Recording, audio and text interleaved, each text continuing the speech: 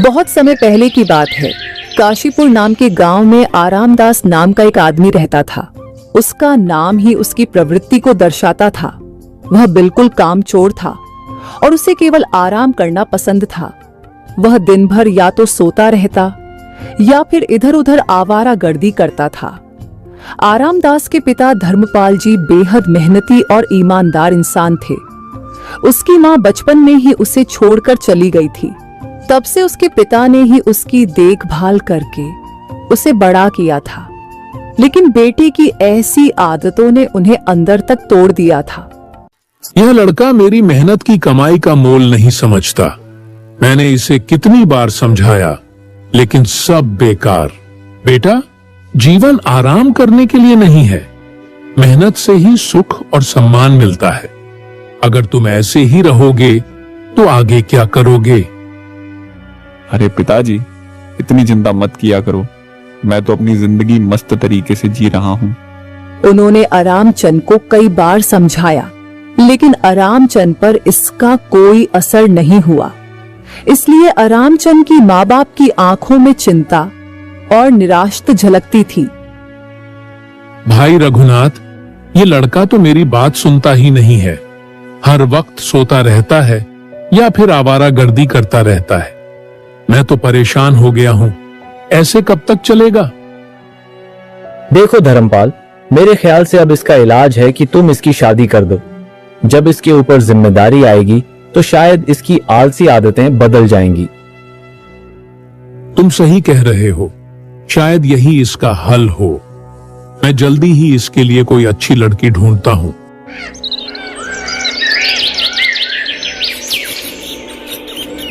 कुछ ही दिनों में धर्मपाल जी ने सुषमा नाम की लड़की से आरामदास की शादी तय कर दी। सुषमा बहुत ही सुंदर और मेहनती लड़की थी। सुषमा जैसी लड़की के आने से मुझे पूरा यकीन है कि आरामदास का आलस्य दूर हो जाएगा। अब वो जिम्मेदार बनेगा।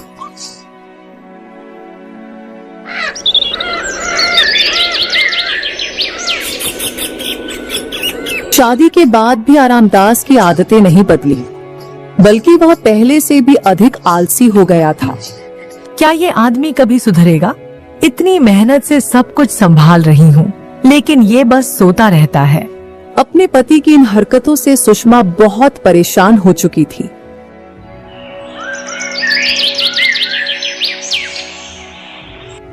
एक दिन सुषमा ने अपने ससुर धर्मपाल जी के सामने अपनी परेशानी रखी। मैंने आज तक आपके सामने कुछ नहीं कहा क्योंकि आप घर के बड़े हैं, लेकिन अब मैं मजबूर हो गई हूँ। आपने अपने उस आलसी और निठल्ले बेटे की शादी मुझसे कर दी। उसने मेरी जिंदगी बर्बाद कर दी है। बेटी, ऐसा क्यों कह रही हो? क्या हुआ? वो कुछ करता धरता नहीं है, सारा दिन घर में पड़ा रहता है। आपको क्या लगा था कि सिर्फ शादी कर देने से वो सुधर जाएगा? उसने मेरी जिंदगी का चैन छीन लिया है। बेटी, लेकिन तुम चाहती क्या हो? मैं चाहती हूँ कि वो कोई काम करे, अपनी जिम्मेदारी समझे। बेटी, वो तुम्हारा पति है। तुम उसे प्यार से समझाओ, शायद वो बदल जाए। मैं तो समझा समझा कर पागल हो चुकी हूँ। वो मेरी सुनते ही कहाँ है। सारा दिन बस घर में पड़े रहते हैं या पागलों की तरह इधर उधर घूमते रहते हैं।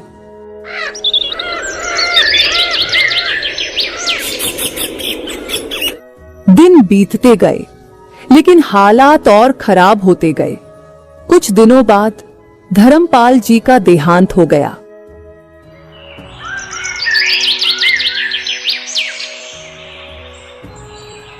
उनके जाने के बाद आरामदास को और भी छूट मिल गई, क्योंकि अब उसे कोई कुछ कहने वाला नहीं था। एक दिन आरामदास खाट पर लेटा हुआ आराम कर रहा था। उसे इस तरह आराम करता देख सुषमा का गुस्सा 7वें आसमान पर पहुंच गया। आपको शर्म नहीं आती? पूरे गांव के मर्द सुबह उठते ही अपने अपने काम पर चले जाते हैं उनकी पत्नियां चैन से जीती हैं, लेकिन मैं जब से इस घर में आई हूँ एक पल के लिए भी सुकून नहीं मिला। अरे कैसी बातें कर रही हो सुषमा? तुम जानती हो मैं कब से काम की तलाश कर रहा हूं, लेकिन जहां भी जाता हूं वहां छोटे मोटे काम ही मिलते हैं, और छोटे मोटे काम करना मुझे पसंद नहीं है। अरे मैं करूं तो कोई बड़ा काम करूंगा। बड़ा काम तुमसे होगा नहीं और छोटे काम तुम करना चाहते नहीं। आखिर करना क्या चाहते हो? अरे भाग्यवान, कुछ दिनों की बात है, देखना एक दिन मैं बड़ा आदमी बन जाऊंगा, नौकर मेरे आगे पीछे घूमेंगे। बस भी करो, तुम तो बच्चों की तरह बहाने बनाते हो। तुम मेरे पति हो, लेकिन पति वाली कोई बात है ही नहीं तुम में। अरे क्यों मुझे बच्चों की तरह डांट रही हो? मैं तुम्हारा पति हूं, तुम्हें मेरी इज्जत करनी चाहिए। इज्जत उसकी होती है जो घर में कुछ पैसे कमा कर लाए। जो आदमी अपने परिवार का पेट नहीं पाल सकता, उसकी इज्जत कौन करेगा? अरे भाग्यवान, इतना गुस्सा करना अच्छी बात नहीं है। ठीक है, मत करो मेरी इज्जत, जो मन में आए कहती रहो, लेकिन एक काम तो कर दो। मुझे बहुत भूख लग रही है, जरा 2 रोटी बना दो। तुम्हें खाना मांगते हुए शर्म नहीं आती? 2 दिन से घर में अनाज का एक दाना तक नहीं है। बताओ खाना कहाँ से बनाऊं? लेकिन तुम्हें किसी बात से फर्क ही नहीं पड़ता।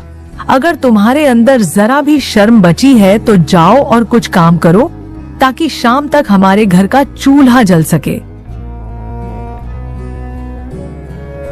सुषमा की कड़वी बातें सुनकर आरामदास भारी कदमों से घर से बाहर निकलता है। अब क्या करूं? मेरे पास न काम है न पैसे, आज तक उधार लेकर ही गुजारा किया। अब कौन उधार देगा? सबने ताने देना शुरू कर दिया है। एक आखिरी उम्मीद है लोकेश भाई, वो हमेशा मदद करते आए हैं, शायद इस बार भी। भाई कैसे हो? आज तुम्हारी मदद चाहिए। घर में हालात बहुत खराब हैं, खाने को कुछ नहीं है। अगर थोड़ा उधार दे दोगे तो बड़ा एहसान होगा। वादा करता हूं अगले हफ्ते लौटा दूंगा। आरामदास, तुम्हें पता है ना, मैंने तुम्हारी पहले भी कितनी बार मदद की है, लेकिन तुमने कभी वापस करने की जहमत उठाई? पूरे गांव में ऐसा कौन है जिसे तुमने उधार न लिया हो? भाई इस बार सच में हालात बहुत खराब हैं। सुषमा ताने दे रही है, प्लीज इस बार मदद कर दो। बातें बनाना तो तुम अच्छे से जानते हो आरामदास, पर कब तक दूसरों के भरोसे जिंदा रहोगे?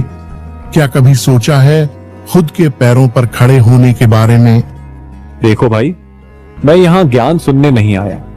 अगर पैसे हैं तो दे दो, वरना मत दो, मैं खुद संभाल लूंगा। आरामदास की ये बेपरवाह बात सुनकर लोकेश का गुस्सा फूट पड़ता है। देखो भाई, मेरे पास पैसे तो हैं, लेकिन मैं तुम्हें नहीं दूंगा, क्योंकि तुम एक नंबर के मक्कार और धोखेबाज इंसान हो। पैसे लेकर लौटाने का नाम भी नहीं लेते। तुम्हारे जैसे लोगों की मदद करना बेकार है। लोकेश के ताने सुनकर आरामदास अपने घर की ओर बढ़ा, लेकिन कदम भारी थे। रास्ते में वह थककर एक पुराने बरगद के पेड़ के नीचे बैठ गया। अभी वह अपने हालात पर सोच ही रहा था कि दूर से गांव का मुखिया अपने 2 साथियों के साथ डंडा लिए उसकी ओर आते हुए दिखा। हे भगवान, अब ये कौन सी नई मुसीबत आ गई? ये मुखिया जी तो मुझसे पैसे के लिए ही आए होंगे। अब मैं क्या जवाब दूं? बहुत हो गया आरामदास, तूने मुझे कब से बेवकूफ बना रखा है। तुझे अपनी चालाकियों और झूठे वादों का हिसाब देना ही होगा। इस बार तेरी कोई बहानेबाजी नहीं चलेगी। आज मैं तुझसे अपने पैसे वापस लेकर ही जाऊंगा। मुखिया जी, मेरी बात सुनिए। इस वक्त मेरी हालत बहुत खराब है, घर में खाने को कुछ नहीं है। बस थोड़ा और समय दीजिए, मैं वादा करता हूं कि आपकी एक एक पाई लौटा दूंगा। अगर तुझे पैसे देने होते तो कब का चुका देता। तेरे बहानों की कोई कीमत नहीं है। तुझसे बड़ा कामचोर और धोखेबाज मैंने नहीं देखा। अरे तुझे तो धरती का बोझ कहना चाहिए। मुखिया की कड़वी बातें सुनकर आरामदास समझ गया कि वह आज बचने वाला नहीं। मुखिया जी, एक आखिरी मौका दे दीजिए। मैं सच में वादा करता हूं, 1 महीने के अंदर सारे पैसे लौटा दूंगा। देखते क्या हो, इसे मारो। तब तक मारो जब तक इसे अपनी औकात याद ना आ जाए। अब ये किसी से उधार लेने की हिम्मत नहीं करेगा। मुखिया के साथी आरामदास को मारने ही वाले थे कि अचानक सुषमा वहां पहुंच जाती है। मुखिया जी, इन्हें छोड़ दीजिए। मैं आपसे वादा करती हूँ कि ये आपका पैसा लौटा देंगे। कृपया इन्हें मत मारिए। सुषमा, सिर्फ तुम्हारी बात का मान रखकर मैं इसे आज छोड़ रहा हूं। लेकिन सुन लो, अगर इसने 1 महीने के अंदर मेरे पैसे नहीं लौटाए तो अगली बार इसका वो हाल करूंगा जो ये जिंदगी भर याद रखेगा। इतना कहकर मुखिया अपने घर चला जाता है। कब तक मैं तुम्हें पिटने से बचाती रहूंगी आरामदास? अगर तुमने 1 महीने के अंदर पैसे नहीं लौटाए तो मुखिया तुम्हारी हड्डी पसली तोड़कर रख देगा। सुषमा सही कह रही है। अगर मैंने पैसे नहीं लौटाए तो मेरी हालत बुरी हो जाएगी। लेकिन पैसे कहां से लाऊं? हाँ, एक काम कर सकता हूं। हमारे पास 2 बैल हैं। मैं एक बैल मुखिया जी को दे देता हूं। इस तरह मैं उनसे थोड़ी मोहलत ले सकता हूं।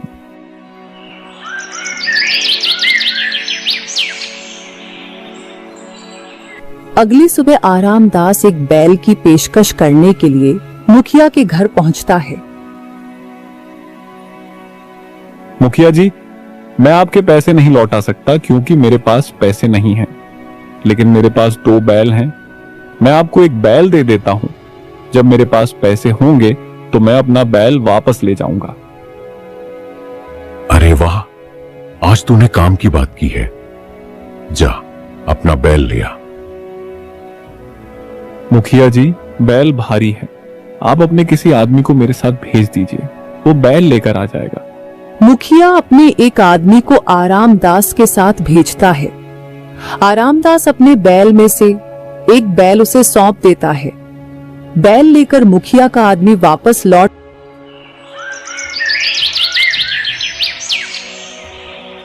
उसके बाद आरामचंद अपनी पत्नी सुषमा के पास जाता है। सुषमा, आज मैंने मुखिया जी का सारा कर्ज चुका दिया है। अब वो कभी हमारे दरवाजे पर नहीं आएगा। लेकिन तुम्हारे पास तो पैसे नहीं थे, फिर तुमने मुखिया जी के पैसे कैसे दिए? सुषमा, मैंने अपना एक बैल मुखिया जी को दे दिया, उनके कर्ज के बदले। अब हमारी जिंदगी से उनका झंझट हमेशा के लिए खत्म। क्या तुमने बैल दे दिया और तुम इसे समझदारी मान रहे हो? क्यों? इसमें क्या गलत किया? बेवकूफ मुखिया जी नहीं, आप हो। एक बैल के बिना तुम खेत कैसे जोतोगे? अब एक बैल हमारे किस काम का है? हे ईश्वर, मेरी तो किस्मत ही फूट गई। ऐसा निकम्मा और मूर्ख पति मिला है। अब मैं क्या करूं? सुषमा, मुझसे बहुत बड़ी गलती हो गई। ये तो मैंने सोचा ही नहीं कि एक बैल के बिना हमारा गुजारा कैसे होगा। मुझे कुछ नहीं पता। मुझे मेरा बैल वापस चाहिए। किसी भी तरह मुखिया जी से जाकर बैल वापस लेकर आओ, अभी के अभी। आरामदास शर्मिंदा होकर सिर झुकाता है और घर से बाहर निकल जाता है। आरामदास जंगल में जाकर एक पेड़ के नीचे बैठकर अपनी बेवकूफी पर पछताने लगा। वो सोचने लगा कि अब हालात को कैसे संभाले। अचानक उसे किसी की आवाज सुनाई देती है। आरामदास चौंक कर चारों ओर देखता है। दूर पेड़ के दूसरी तरफ एक साधु बाबा प्यास से बेहाल होकर जमीन पर गिरे हुए थे। उसने बाबा के चेहरे पर पानी छिड़का और फिर उन्हें पानी पिलाया। इसके बाद बाबा होश में आ गए। धन्यवाद बेटा, तूने मेरी प्यास बुझाई। अब सुन, मैं जानता हूं कि तुझे कौन सी परेशानी सताती है। बाबा, आप मेरी परेशानी कैसे जानते हैं? बेटा, मैं तेरी परेशानी का कारण जानता हूँ। गांव का मुखिया तेरा एक बैल ले गया है। तूने गांव वालों से कर्ज बहुत ज्यादा ले रखा है। तेरी पत्नी भी तुझसे नाराज है और तू यही सोच रहा है कि इन सभी मुसीबतों से कैसे छुटकारा पाए। बाबा, आपकी बातें बिल्कुल सही हैं, पर मैं इन सब का हल नहीं निकाल पा रहा हूँ। मुझे समझ नहीं आ रहा कि क्या करूं। घबराओ मत बेटा, हर समस्या का समाधान होता है। ईश्वर पर भरोसा रख और सच्चे मन से प्रयास कर। लेकिन याद रखना, दूसरों की मदद करना और सच्चाई के रास्ते पर चलना ही तेरा असली कर्तव्य है। बाबा जी, मुझे इस बार इस संकट से निकाल दीजिए। मुझे कोई उपाय बताइए। मैं आपकी कृपा और सलाह का हमेशा आभारी रहूंगा। ठीक है बेटा, मैं जानता हूं कि तेरे पास बैल नहीं है और तेरे खेत खाली पड़े हैं, पर अब सुन, मैं तुझे एक वरदान देता हूं। आज से तेरे अंदर 100 बैलों की ताकत होगी। तू जो भी काम करेगा उसमें थकान नहीं महसूस होगी। अब बस तू पूरी लगन और मेहनत से काम कर। धन्यवाद बाबा जी, मैं आपका एहसान कभी नहीं भूलूंगा। अब मैं कड़ी मेहनत करूंगा और अपना जीवन बदलने की पूरी कोशिश करूंगा। साधु बाबा ने मुस्कुराते हुए आरामदास को आशीर्वाद दिया और वहां से चले गए। आरामदास भी अपने भीतर नई ऊर्जा और उम्मीद के साथ वहां से चल पड़ा।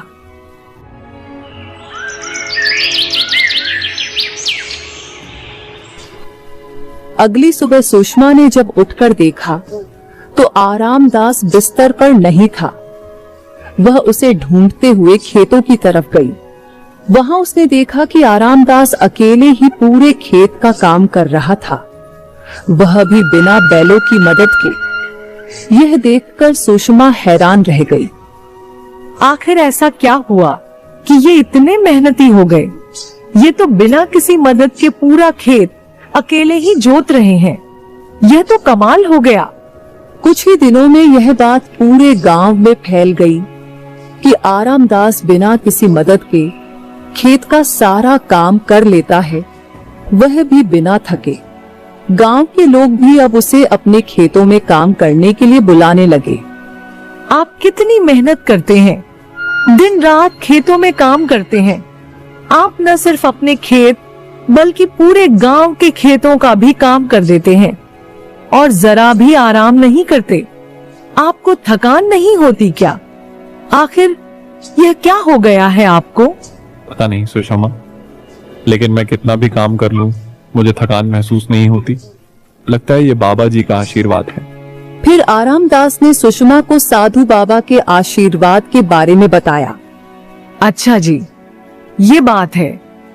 ठीक है, आप जाइए, अपना काम खत्म कीजिए, लेकिन अपने स्वास्थ्य का भी ख्याल रखिए। आरामदास के जाते ही सुषमा उसी पुराने बरगद के पेड़ के पास जाती है जहां उसे और आरामदास को साधु बाबा का आशीर्वाद मिला था। थोड़ी देर बाद साधु बाबा वहां आते हैं। क्या बात है बेटा, तुम इतनी परेशान क्यों हो? बाबा जी, मुझे समझ में नहीं आ रहा कि यह सब कैसे हो रहा है। आरामदास की मेहनत तो अब अद्भुत हो गई है।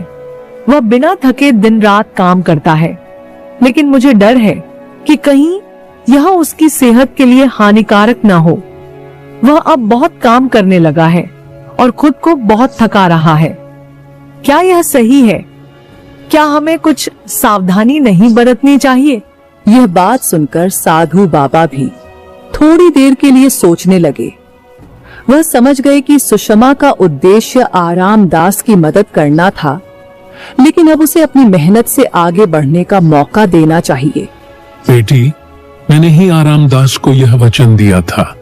तुम मुझसे क्या चाहती हो, यह बताओ। बाबा जी, मैं चाहती हूँ कि आप वह वचन वापस ले लें। आरामदास अब अपनी मेहनत से अपने रास्ते पर चलना चाहता है। उसकी मेहनत ही उसकी असली ताकत है और उसे इस रास्ते पर आगे बढ़ने देना चाहिए। ठीक है बेटी, अगर तुम्हारी यही इच्छा है तो मैं अपना वचन वापस लेता हूं। अब से आरामदास पहले जैसा हो जाएगा, लेकिन याद रखना, असली शक्ति उसकी मेहनत में है। सुषमा वापस घर लौट आई और उसने सारी बात आरामदास को बता दी। आरामदास, बाबा जी ने अपना वचन वापस ले लिया है। अब तुम्हारी मेहनत ही तुम्हें सफलता दिलाएगी। मुझे लगता है कि अब तुम अपनी पूरी ताकत से काम करोगे। कोई बात नहीं सुषमा, अब मुझे ये समझ में आ गया है कि मेहनत ही सब कुछ है। मैं अब अपनी मेहनत से काम करूंगा और देखो, अब हमारी फसल भी बहुत अच्छी हुई है। हम उधारी चुकता करके अपना बैल वापस ले लेंगे और फिर मेहनत से काम करेंगे। दोस्तों, अगर आपको यह स्टोरी थोड़ी सी भी अच्छी लगी हो तो इस वीडियो को लाइक करके चैनल को सब्सक्राइब कर देना और बेल नोटिफिकेशन को भी ऑल पर सेट कर देना, ताकि आप लोग हमारी ऐसी स्टोरी वीडियो देख सको। अंत तक वीडियो देखने के लिए आप सभी का बहुत बहुत शुक्रिया।